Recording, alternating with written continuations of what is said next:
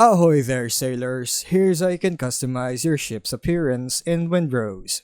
If you ever get tired of your ship's default looks, you can always customize it. If you're new to the game, you must first build a wharf, which you can obtain the recipe for when you do the How My Sea Adventure Began quest, which only appears after you get your first ship. When you get the recipe to build a wharf, just have 10 pieces of wood and 10 pieces of coarse fabric ready. After it's constructed, just approach it and interact with it.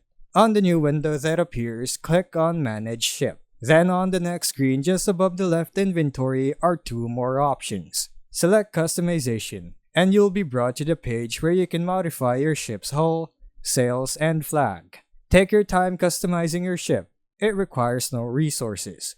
To the right is a preview of the customizations you picked. Now I'm still new to the game, so I don't really have much yet, but eventually as you progress further, you'll unlock more of these customizations.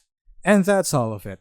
If you found this video helpful, don't forget to like and subscribe for more Windrose guides. Thanks for tuning in, and I'll see you in the next video.